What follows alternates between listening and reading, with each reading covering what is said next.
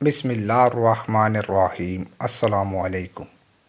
ایک حبشی غلام باغ میں آرام کر رہا تھا کہ اس کی روٹی آ گئی۔ اس وقت حضرت عبداللہ بن جعفر رحمۃ اللہ اس کے پاس سے گزرے۔ انہوں نے دیکھا حبشی غلام کے سامنے ایک کتا بیٹھا ہے۔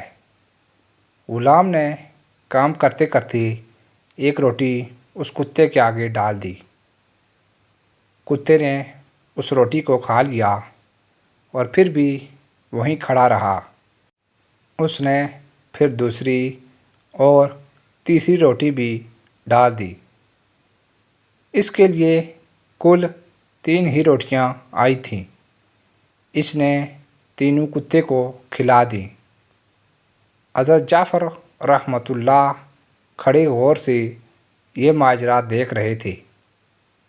جب تینوں روٹیاں ختم ہو گئیں تو آپ نے اس غلام سے پوچھا کہ تمہاری کتنی روٹیاں روزانہ آتی ہیں؟ اس نے بتایا کہ 3 آیا کرتی ہیں۔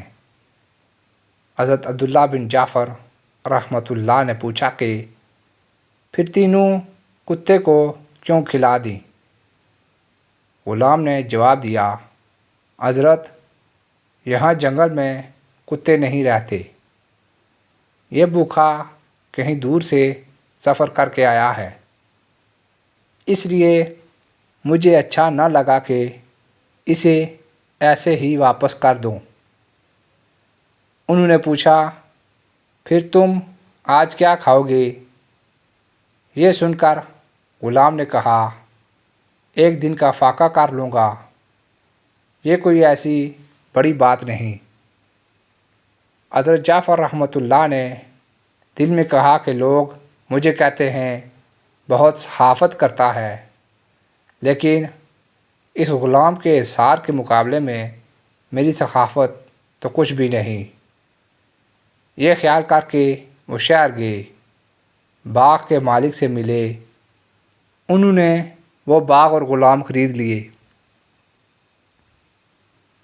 پھر غلام کے پاس پہنچے اور اس سے کہا، میں نے یہ باغ بھی خرید لیا ہے اور تمہیں بھی، اور میں تمہیں آزاد کرتا ہوں اور باغ بھی تمہیں دیتا ہوں۔ یہ سن کر غلام نے کہا، چونکہ اب آپ کے دل میں میری عزت اور عقیدت سما گئی ہے اور یہ میرے حق میں زہر ہے، اس لیے میں آپ سے رخصت ہوتا ہوں۔